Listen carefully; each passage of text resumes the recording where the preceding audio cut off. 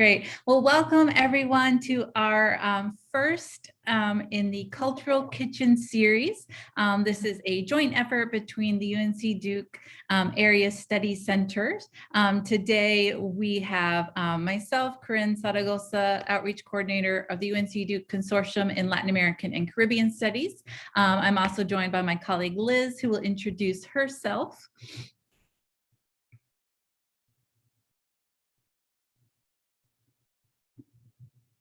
Sorry, I was muted. Hello, everyone. My name is Liz Bukrek, and I'm the Program Manager for Carolina Navigators at UNC Chapel Hill. And we are so excited today to have with us Cecilia Polanco. She is with So Good Pupusas and Seeds in Durham, and she is going to teach us how to make pupusas from El Salvador. I've received a lot of emails from people saying that they've never had pupusas before, and I've had the excitement of having a number of different pupusas in this area, and I am a little biased, but I will say Cecilia's are the best. So you guys are learning from the master today. Before we get started, just a few Zoom etiquette reminders. Please mute yourself during the presentation so that everyone can hear Cecilia talk. If you have any questions, please use the chat box to answer questions, to put your questions, and Cecilia will answer them throughout the session or at the end when she's able to get to those when her hands aren't too dirty with masa. You can see the unmute button there in the bottom left-hand corner, and the chat box is in the center. If you're cooking along with us today and you want to share your progress on social media to show your final results, please tag us. It's #culturalkitchen. We'd be really excited to see how your final pupusas turn out. If you also are an educator and would like to receive continuing education units, a certificate of completion will be distributed by the area study centers after August 15th. So give us a little time to get that ready. We will use Zoom attendance statistics for the CEUs, so make sure that the name that is shown on your Zoom profile is one that we can identify. So make sure it's the name that you want on your CEU certificate in there. It is my great pleasure to introduce our speaker and chef today. Cecilia Polanco is the owner of So Good Pupusas, a social justice food truck serving Salvadoran pupusas, and founder of the partner nonprofit Pupusas for Education, which awards higher education scholarships for undocumented students. A proud Durhamite and Salvadoran American, she now lives and works in her hometown, most recently as the executive director of Seeds, a 2-acre urban garden and kitchen classroom in the heart of Durham. I'm going to stop sharing now, and I'm going to pass it on to Cecilia to teach us how to make pupusas. Awesome. Hi, everybody. I'm super excited to be here with y'all.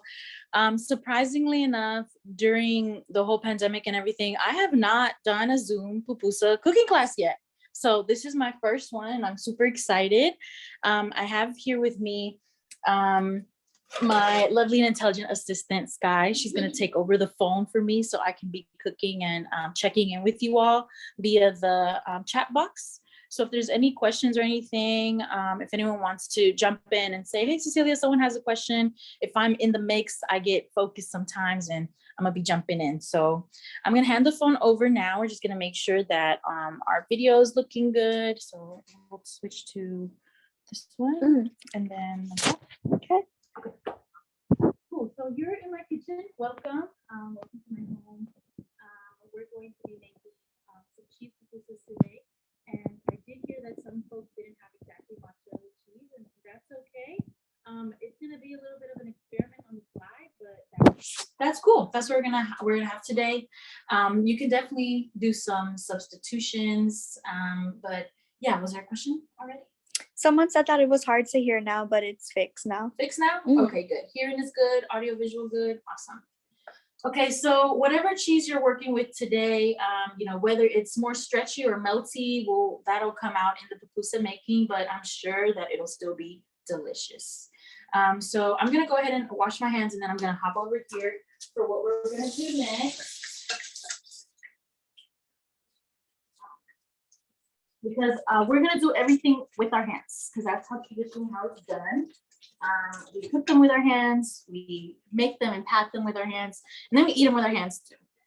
No hating on people who want a knife and fork, like whatever floats your boat and helps you enjoy them more. That's really what it's about. Okay, so we gave out the list of ingredients, and for this time, wanted to keep it very simple and basic.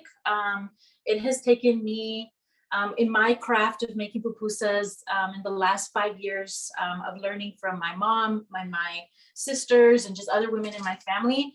Everybody does it a little bit differently. So it's really about figuring out what works for you. So we've got our maseca here, maseca flour that's gluten-free. And we've got our bowl that we're gonna mix it in. So we're gonna take some room temperature or cool water to start. And we start with this first. That is so that you put your flour on top of the water, and that way you don't have clumps of dried flour at the bottom that didn't get mixed in.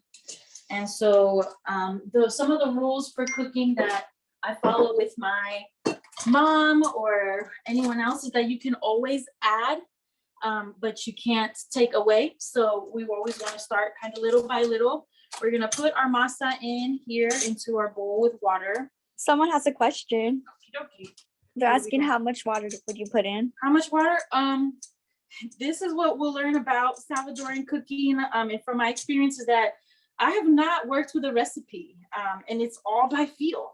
So this is way too much water for this much masa. It should not look like this. We're going for Play-Doh consistency that's not sticky. So we're just gonna have to feel it out.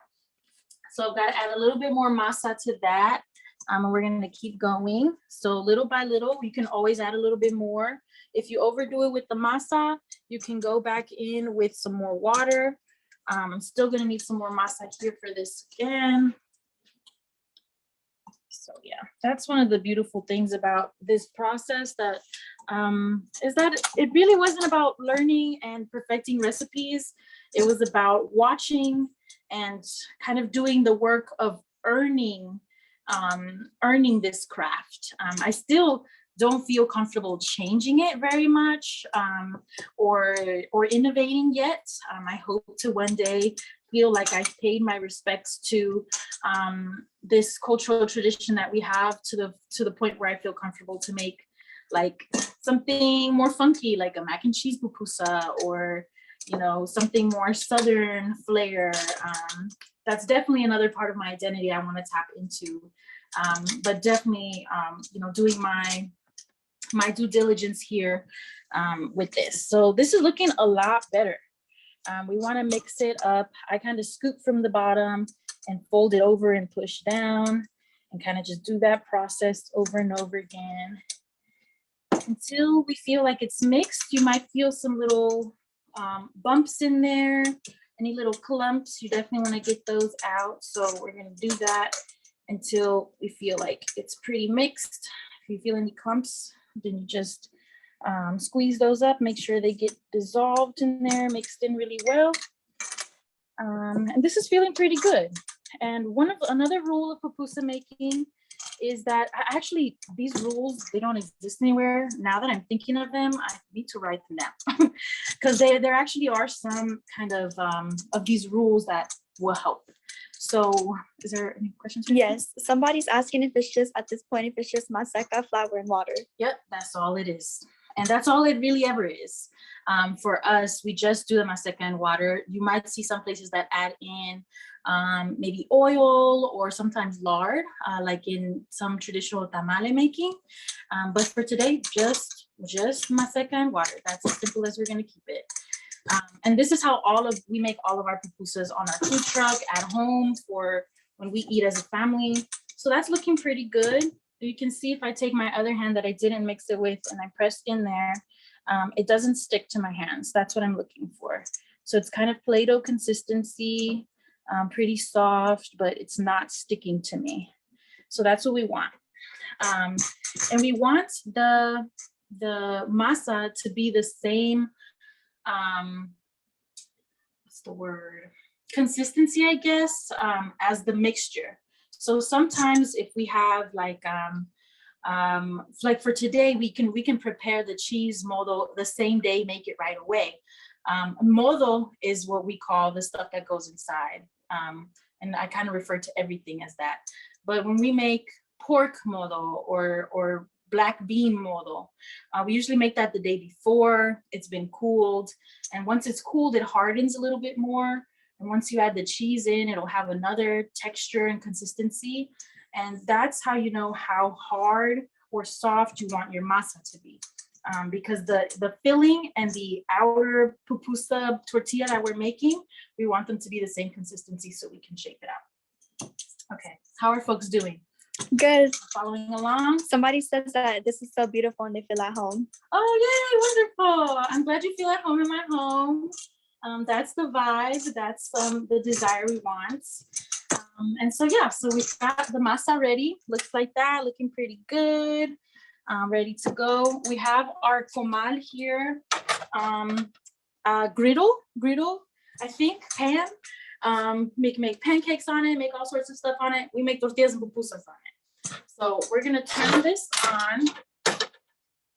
We're gonna put it right around, mine goes up to low to high, I think 1 to 10. I'm gonna put it at around 6. So a little bit more than medium heat. And then I'm gonna get ready with what else I need.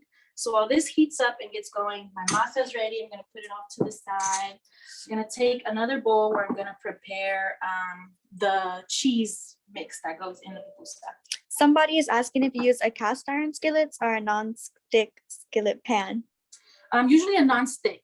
And for our big griddle that we have in our food trucks, we do a layer of oil to season it and make sure that's non-stick. And every time we clean it, we have to do that process because whenever we clean it, pupusas can get stuck. It's not pretty. It's not a good scene when the pupusas are stuck.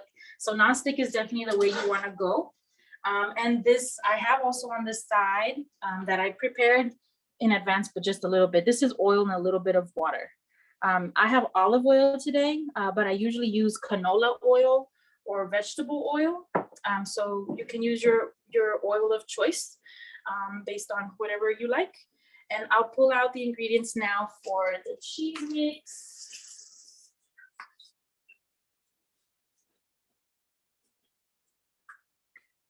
Let's see. Pulling out some sour cream.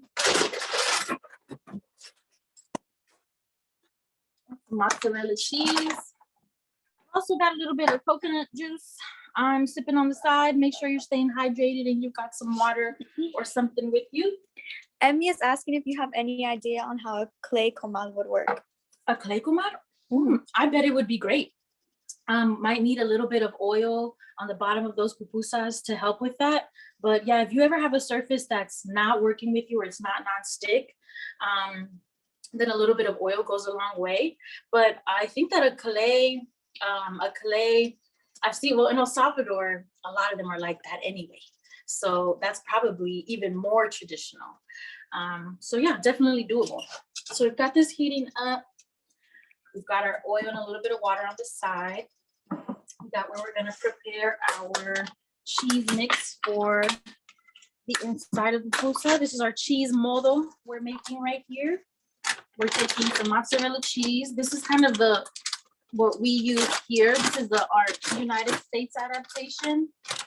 You can see in stores that they'll sell cheese for pupusas, and it'll be slightly different. And it's just really what cheese you like the most, how it melts, how it mixes with the other ingredients you put in, whatever is gonna make you and your pupusa happiest. So we're gonna start with a little bit of cheese, and it's already come shredded. That's helpful. And we're gonna start with a little bit so we can always add. Let me grab a spoon. We're gonna take a little bit of this sour cream, put a good little dollop in there, and gonna mix it up a bit. Start getting the cheese coated in the sour cream, and start little by little because you're learning to feel. You're feeling in your food instead of measuring, which is a lot easier, but we're gonna start to feel, is this the right texture? Is this the right consistency? And we're gonna start to challenge it that way. So once it's mixed up, and I'm gonna add a little bit more of both to these, You see, I've got the cheese completely coated in the sour cream. That's what we want. And it's right now, it's very wet. It's very wet. So we want to add a little bit more cheese. We want the sour cream to be the bonder that brings this cheese together so that we can put it in the pupusa. So we want it a little bit more dry. So we're gonna mix this up. My pan is hot now, so I'm gonna turn it down just a little bit from that 6 now to about a 4. And this is looking good. It's looking a little bit better. We're gonna put a tiny bit of salt in this at this point. Where's my salt? Let's see. We're gonna find the salt first.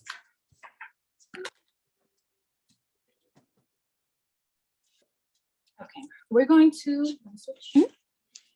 sprinkle just a little bit of salt in there. Just a little bit. We're gonna mix that up. This might be good and ready for maybe 1 or 2 pupusas. So I might do this once or twice just so y'all have a chance to see it a few times.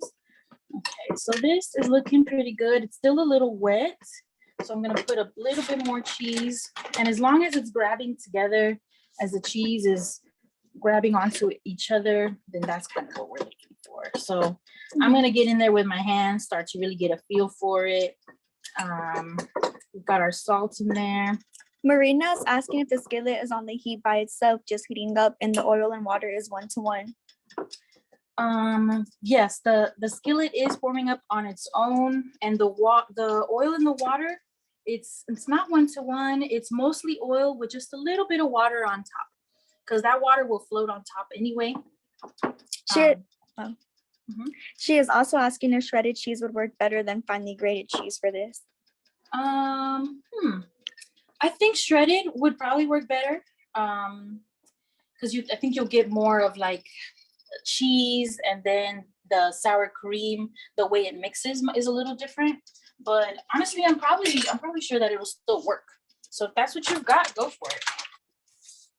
Okay, so we're gonna bring this over here. This consistency is still a little wet, but I'm gonna go for it and see how it works out. I haven't made just cheese in a while because the cheese has gotten really expensive. So I've been mostly making the pork and cheese and the bean and cheese, but just cheese is one of my favorites because it's just straight cheese, so stretchy, so gooey. So we're gonna get ready for that. That's definitely hot. Okay, so I am going to make sure I'm not doing this messy. Not too messy, but it definitely gets messy when you're working with your hands. Okay, so we're gonna start by gathering up a ball of our dough. We're gonna start with a ball. The size that we want it depends on your hand. So it's fit to your hand. You want it to be about the size of your palm, about like that. Almost like you're making a little hamburger. You want it to fit in the palm of your hands. If it's too much and you've got stuff hanging on the side, if it passes your pinky, that's kind of how you know you've got too much. But you want it to be about the size of your palm, and you're there. So what we'll do next is, once you have your tortilla ball that we're about to make into a pupusa, because this is the same stuff we use to make tortillas too. So let's say if I have some left over and I don't have any more cheese, I'll probably just make a few tortillas. So once you've got this, it shouldn't be sticking to your hand. If it is, then go ahead and get a little bit of that water and oil mix on your fingers, into your palm a little bit, into the palm of your other hand so it doesn't stick. And once you've got this going on, what we do is, once you've got your ball, it's in the palm of your hand, you're gonna press into the middle with your fingers, right around the middle. And this happens at like hyper speed. In my mom's hands, this happens in like the whole pupusa making process is about 20 seconds. But we're gonna go through really slow. So the hand that's holding your pupusa is making sort of a nest where you're going to make this little hole where your filling goes. What I do to flatten out my ball a little bit and create that little nest is I flip it. And so this process, this is normal speed. where essentially I'm just spreading it out. But what I'm doing is I turn it on this hand and put it on that hand. And I also turn it on this hand and put it on back on that hand. So it's being turned a lot, almost like a pizza being thrown in the air. But once you've got sort of a tortilla going on and you've got a little nest you can make with your hands, that's where we're gonna put our filling is gonna sit right in there. So I'm gonna grab a little bit of this filling and we're gonna put it in the middle. The filling to masa is about 1-to-1, but you got to get a feeling for what that means in your hand. You got to see how it feels. If you start to close up your pupusa and cheese is going everywhere, maybe too much cheese. If you've closed it up and you feel like you've got a lot of masa and not as much cheese, you might want to pluck a little bit of masa off the top. So I'll show y'all what that looks like. Once you've got your little nest and the cheese in there, we're going to gather up the sides. And this is really beautiful because so many foods are made similarly in this way. Dumplings, so many foods that are in a pocket around the world that it's a lot very similar. So a lot of our dishes are more similar than we realize. And so here we are. I pulled up the sides of the pupusa around the cheese, and I've got a little bit of this extra little bloop on top. So we're just gonna pop that off and add it back to our masa. And then we've got this. We've got kind of a thicker ball, almost like a stuffed hamburger looking thing going on. We're gonna flatten this out and put it on to here. And this is definitely hot, it's ready. And this is the signature special part about making pupusas, is that sound that you get. When we call it palmeando, palm of your hands. So you're making the pupusas with your palms. And so when you're palmeando, I do the same thing when I'm making the tortilla. I press a little bit. You can see my finger indentation, but not too much. So I press a little bit and then I turn it. And you'll see a little indentation every time. So this is how you start to flatten it out. This is essentially what's happening at faster speed. You flip it onto each hand, press it wherever it feels like it needs to be pressed. It's all about feeling. And this happens in a matter of seconds within a pupusera's hands. A pupusera, someone who makes pupusas, or pupusero. I would love to see some more males out there making pupusas. And then eventually you should get it flattened out a little bit like this. Remember, y'all, I've been doing this for a really long time, okay? So I do make it look easy, but it is challenging. It took me a long time. So you've got this going on. It's a little round. I like to round it out on the sides, you know, make her look pretty. I also, I'll flatten out with this hand and also this thumb, kind of moving the pupusa around. And when she's ready, and she's got a little bit of oil on her, she's ready to go on the griddle. It's hot for sure. Okay, then just put her down. Now, this is your last chance that if you need to make any corrections, now's the moment. If there's a big lump on this side and you need to flatten it out, now's the time. You need to flatten it out anywhere. Trying to feel the, you know, is it the same depth in all the areas? Then you're good. You don't want to flip a pupusa too many times. So we're gonna let her sit there, flip her once or twice, and it should be ready. We have a couple questions. Okay, bring it. Sam is asking, what size do you shred the cheese? The cheese came shredded already. So this is one of the cheeses that we buy for the business. It's usually mozzarella cheese. We get it at Costco in bulk. And that's the kind of cheese we use. But depending on the size of the shred of cheese you have is how it's gonna show up, you know, in your pupusa. But honestly, at the end of the day, melted cheese is good cheese to me. So I think it should all work. Patricia is asking if you could use a grater to shred the cheese. Yeah, I think you could definitely use a grater. I think this is grater size. So let's say you bought like a block of cheese, maybe a block of mozzarella cheese, and you wanted to grate it at home. I think that's how you can do it. Oh, I did forget to bring out my spatula. So I'm gonna bring out, this is a tiny little spatula to flip our pupusas. It's going good, it's cooking. I think 4 is good, especially since I'm going a little slower for it to cook. can. And Melissa is asking, how thick would you say the goal is to flatten the pupusa before hitting the pan? 1/4 of an inch, she asked. Ooh, okay, that's a good question. I'm gonna kind of show y'all with this one. So full, like if I'm making a tortilla right now, this is a bit thin. So if you look at that, that's the size of a tortilla, which it's not very thick. If I were to tear it, like it's not very thick across. A pupusa is a bit thicker than that. We're gonna look at this next one and see how thick it looks. We have another question? That's all for right now. That's all for right now? Okay. All right, we're gonna repeat the process and go into our second pupusa. You can kind of see that this one's cooking. You can see a little bit of bubbling starting to happen on the top. You know that a pupusa is ready to flip when it's a little dry around the edges. I feel like that I use that same rule for pancakes when I make pancakes. So same thing again. I'll start from the beginning. Grab your ball of masa, right, to fit in the palm of your hands.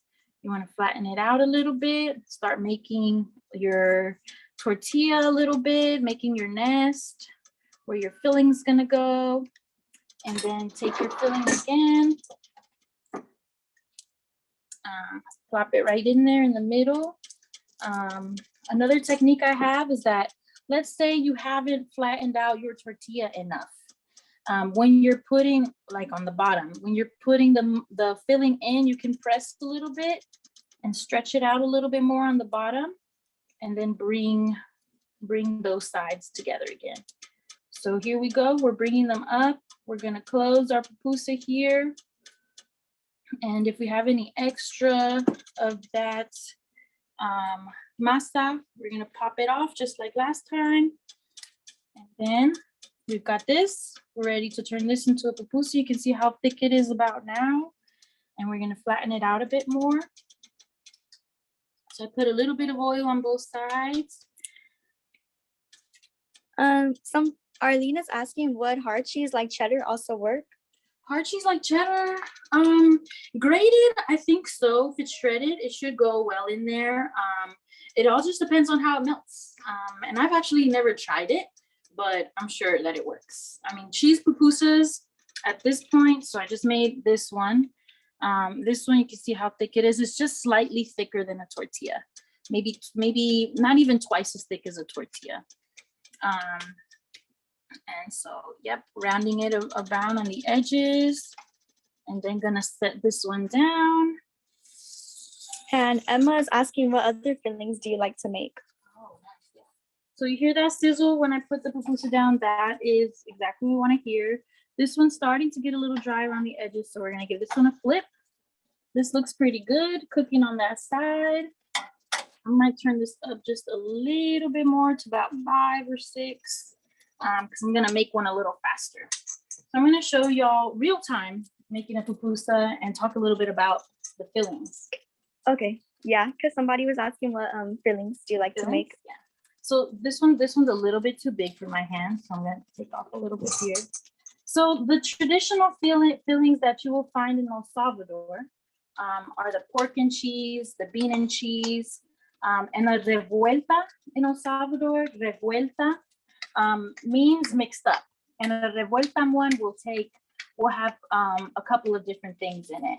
A revuelta could have pork and cheese, it can have bean and cheese, and sometimes even loroco or other veggies. Loroco is a native flower to El Salvador, native plant. I don't make those yet because I want to be really intentional about how I source my loroco flower. So I haven't started making and selling those yet.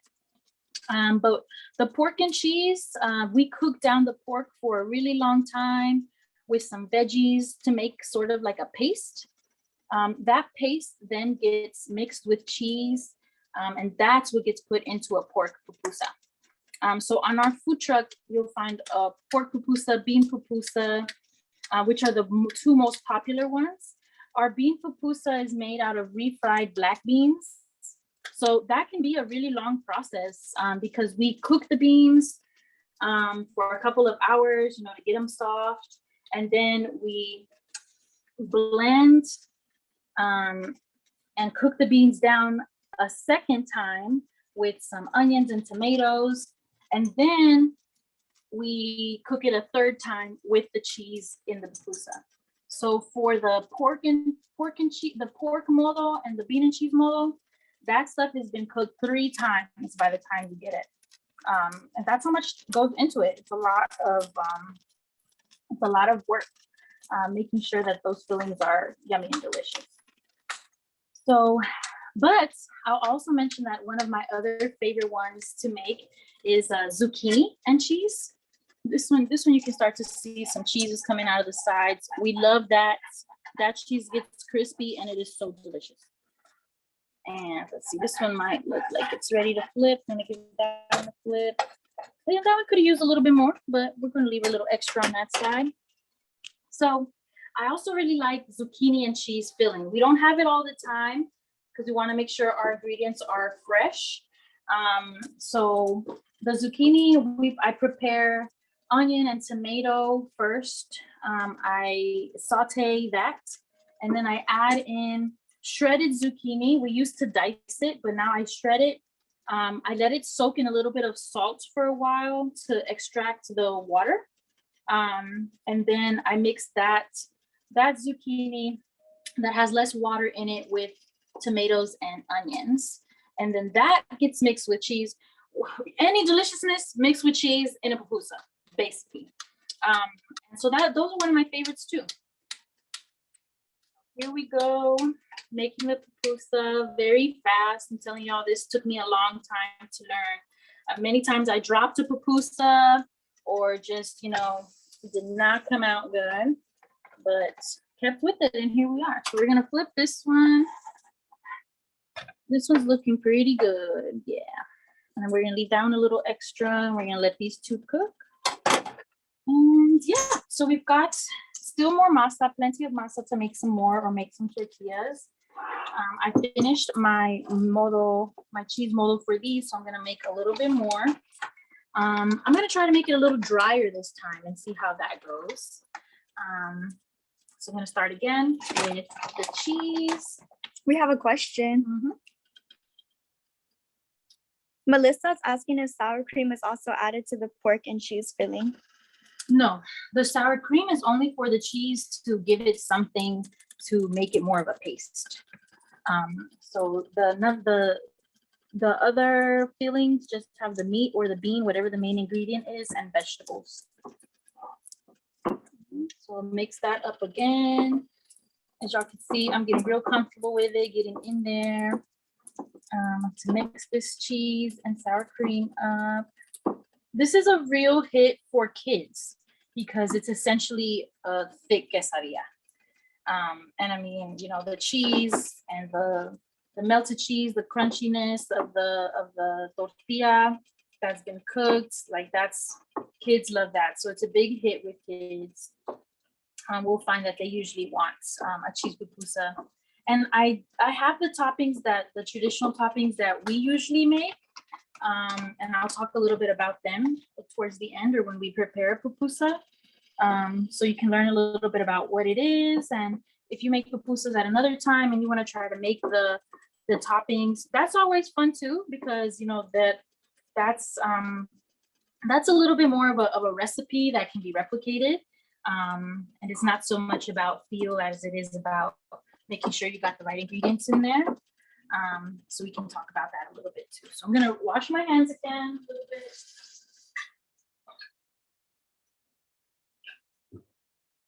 And Emmy is asking, what fillings do you use to make vegan pupusas?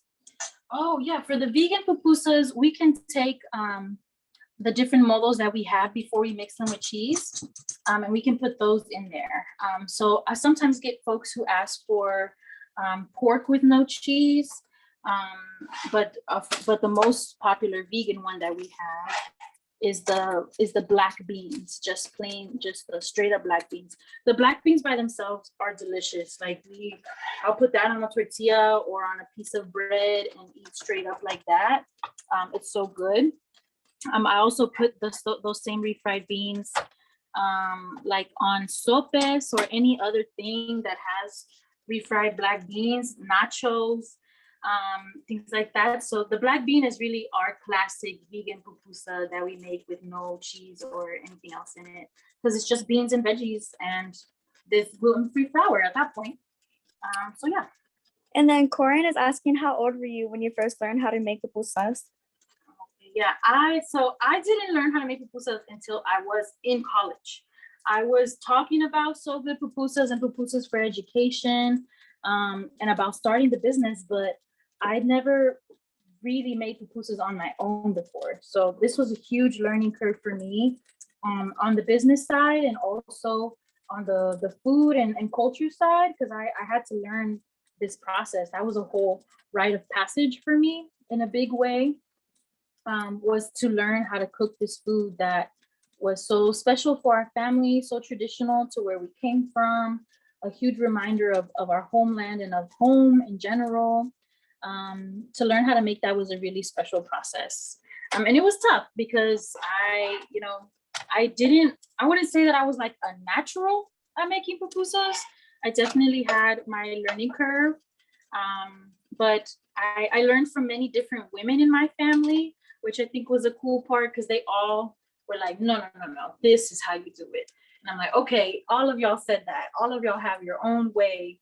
And really that's what makes it, that's special. Like my pupusas in general that I make now, like, are bomb. They're good, but they are nothing compared to my mom's, and she's always gonna have that extra little deliciousness, like love that went into it, like the decades of experience that she has, I guess, what really makes the difference. But for me, it was really special because it was kind of part of my education. I was at UNC taking the classes with my professors, and I had a chance to view my mom and pupusas as something I could learn too, and as a part of my education, for me, for my identity and who I am as well. So that was really special, and I've been learning ever since, and I am still learning. I'm still learning for ways to innovate processes sometimes. That we've got some really old ways of making our models that are kind of outdated, and we don't use some of the same tools that we used to use in El Salvador. So I try to preserve, as I learn about pupusas, preserve its history and the origin, and respectfully, like if I do change things, or even now as I'm talking about pupusas, like talking about it as something that it is to be respected. Like, yes, it's food and we eat it, but it's cultural. It's something very special, and it should be honored and shared, like we're doing now. We're learning about other cultures through food, which is one of my favorite ways to learn about other places. Like, it's delicious. That is one thing that brings us all together as human beings, is that we like to eat and we like to cook delicious things to eat. So I really think that it brings people together. So I don't stop learning. I like to learn from other people, and people from other regions too, or even other countries, like how a Guatemalan, for example, or someone from Honduras or someone from Mexico would make a pupusa that would be a little different. And that's okay. Like, we're here sharing cultures. Pupusas, I talk about them as having cousins all across the world. Arepas, gorditas, empanadas, all of those are pupusas' cousin from another country. And so I learned in college, and I really could I could tell that I was starting to get mastery for it when I could pick up speed. Because my mom can, in a matter of minutes, like, just crank a bunch out. It's second nature to her. And so, from when you saw me carefully make that first pupusa, like, that's the speed you start at. It's got to be a little slow. You're very intentional about how you do it. The feeling of the masa in your hand matters. The feeling of the filling in there is so important. And when you're pressing the pupusa out, you're feeling it all the way through with both of your hands. Where is the filling? Where is the masa? And that was one of my challenges when I first got started. And it might be something y'all see today. That's okay. That's the sign of someone beginning to learn pupusas, and that's awesome. But sometimes I couldn't get the filling and the masa to be in the right place. The what's it called? The cornerstone, or that thing that makes a pupusa is that it's got filling all the way around, and you can kind of open it like a sandwich. Like if you think of a PB&J sandwich, a peanut butter and jelly sandwich, that's filling is all spread out in inside. Your pupusa should look like that too. So we're gonna test this one that I made and see how it opens. It's not too hot right now. So usually you should be able to peel a pupusa at the corners all the way around. You see that it gets a little thicker right here. That's probably where I had a little more masa, and open it like this. And that here you can see I've got a little bit of thick masa on a little bit on here, but it's pretty evenly spread with within. So that's what you want to see.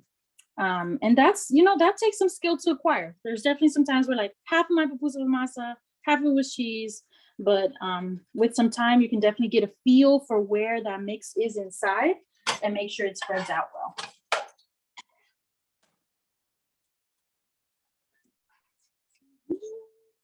What do you think, Sky? Do you want to try that pupusa? Yeah, it looks delicious. Okay, how about we switch it up and Okay. I put the camera on you. Okay, Sky, what do you think? Should I So- just like this? Yeah. The cheese just melts in your mouth, and then the tortilla or the masa is crunchy. It's So crunchy. it makes a really good combination. Awesome. Yay. It's yummy, y'all. If y'all have any that y'all have made, y'all want to show them or you want to taste them, let us know how they taste. That'd be good too. I'm going to check the comments real quick. Or here, you do this. You were doing a really great job. Thank you. Okay. We've got this one cooking. We've got about 5 pupusas so far. Let me see.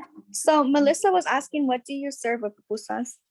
Oh, great question. Okay, so now that we're here, I'm gonna take some forks. Oh, and I did dress up very nice for y'all today. This is a very special apron of mine. That I actually got this one in Nicaragua, but Nicaragua's flag colors are also dark blue, royal blue, like El Salvador. So I have this apron. For this cooking class. So awesome. So what goes on top of pupusas? Right now, I just recently got delivered from the food truck some curtido and salsa. This salsa is a tomato salsa that's very plain. It's not spicy. Salvadorans don't typically eat very spicy food. So this is tomatoes, onions, a little bit of garlic, salt. That's it. And you can make your salsa to your taste. So if you like it saltier, or maybe you want to add cilantro to it or a different seasoning, it's up to you. This curtido is a little bit more complicated to make. This is one of the more star of the show. It's pickled cabbage and carrots. It sits in vinegar, and we add oregano to it and some salt. So I've heard that it's comparable to a sauerkraut. And the longer it sits in this vinegar, the longer it takes fermenting, the better it is. It gets crisp and a little bitter, and I love that. So we're gonna take out a little bit of this. Oh, hold on, I forgot about these. We're gonna multitask and flip a pupusa.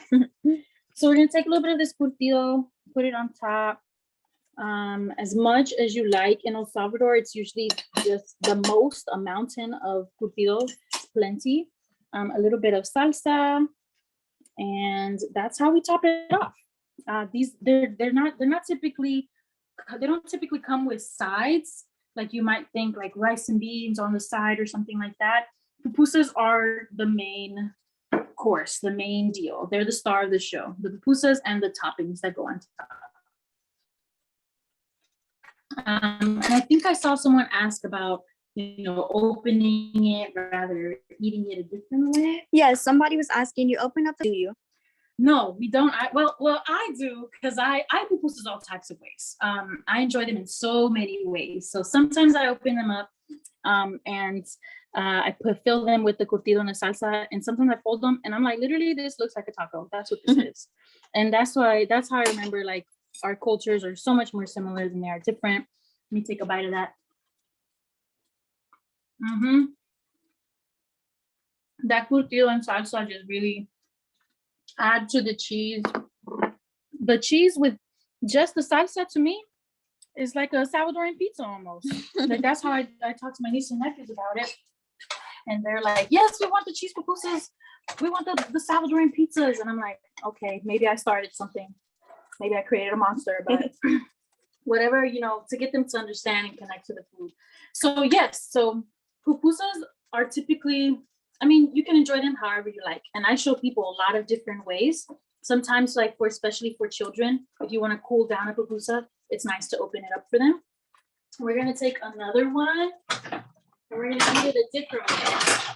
This is the most traditional way you'll probably see folks eating a pupusa. It's just the pupusa straight up like this. I'm gonna watch these. Turn this down a little bit.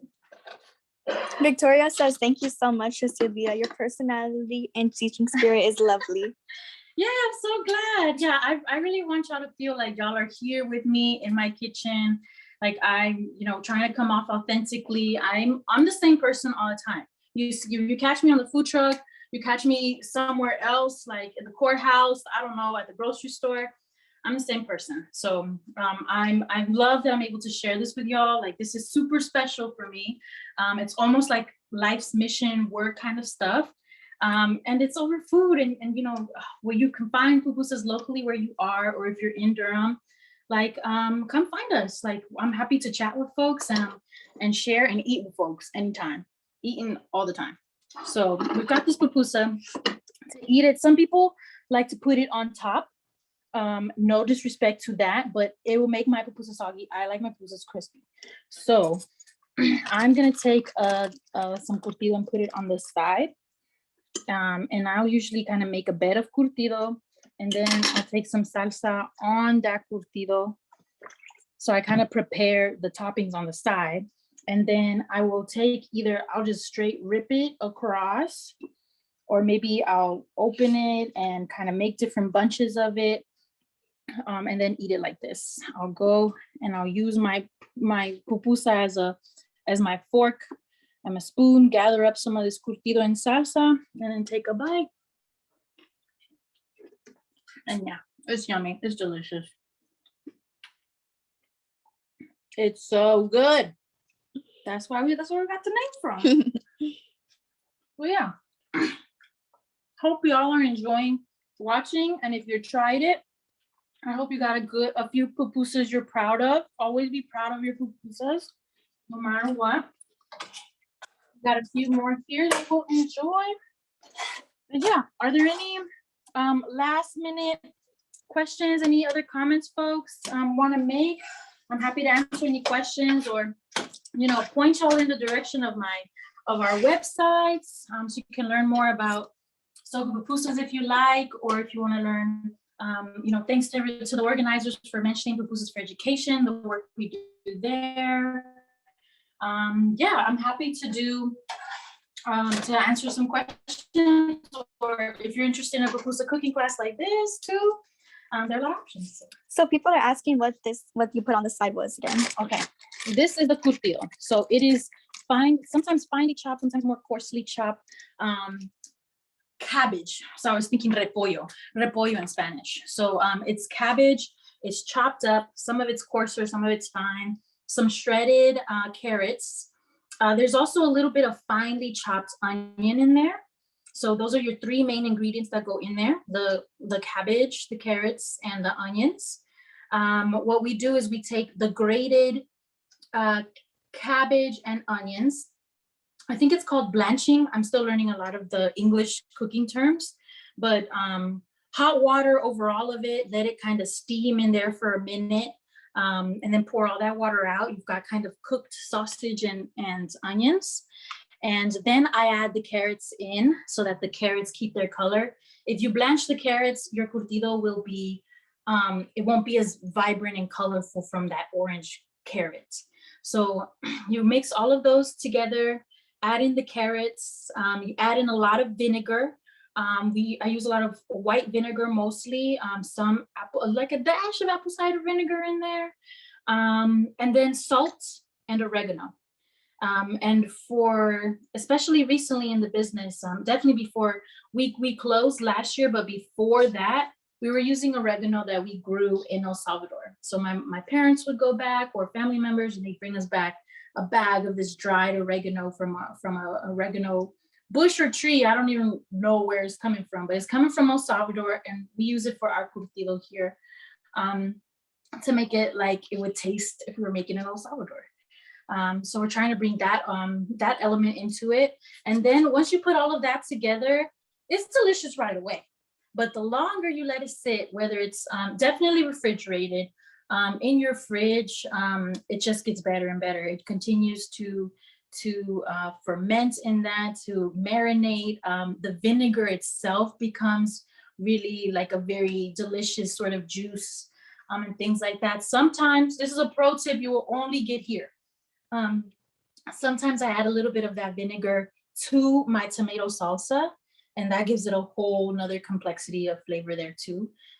Just delicious. So yeah, that's the curtido. What else do we got? More questions? How are we on time? Yes. I feel like we're doing really great. Like, we made a couple of pupusas, we answered some questions. Emma's asking, she would love to know more about your educational initiatives. The educational initiatives. Okay, yeah. So the food truck and pupusas in general all started as a means to an end, for the nonprofit side.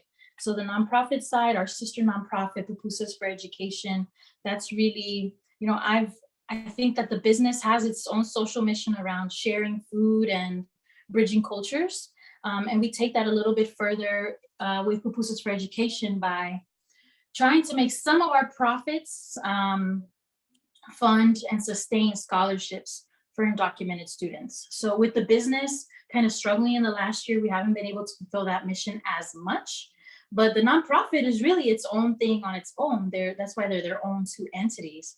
So we fundraise, and we are also fiscal sponsors for a couple of things. We're doing a lot of work within education equity to help close those gaps for folks on the margins, whether they're undocumented students and documented students like we focus on. We've got a good idea of what those educational gaps are. So, you know, we call them opportunity gaps. You might hear them as achievement gaps, that focuses a lot on the student and their ability, but it's really, we look at it as opportunity gaps. Like, what are the exposure, the different opportunities that folks have to see what's out there, to develop themselves personally and professionally as students. So we provide scholarships. We're in our 5th year of providing scholarships. It's a renewable scholarship. So if you're an undocumented student in North Carolina, I think there's about 65,000 undocumented students in North Carolina, so many of whom go through the public school system, graduate from public school here in North Carolina, apply and get into colleges in North Carolina and all across the country, don't have a problem getting in. It's really that financial barrier. Undocumented and documented students, especially in the state of North Carolina, don't qualify for in-state tuition, don't qualify for FAFSA to be able to receive funds. So they have to fund their educations privately or personally. And that's tough. Funding your education in general is tough. So we're trying to just alleviate that a bit by providing some financial support to undocumented and documented students who grew up here, went through our public school systems here, are just as deserving and achieving as their peers, but just face that additional barrier for their education. And yeah, that's why we do it. We don't feel like that's right. So we want to help in that aspect. And what do we have to do it? We have pupusas. So pupusas and scholarships, that's the mission. We promote cultural appreciation and higher education.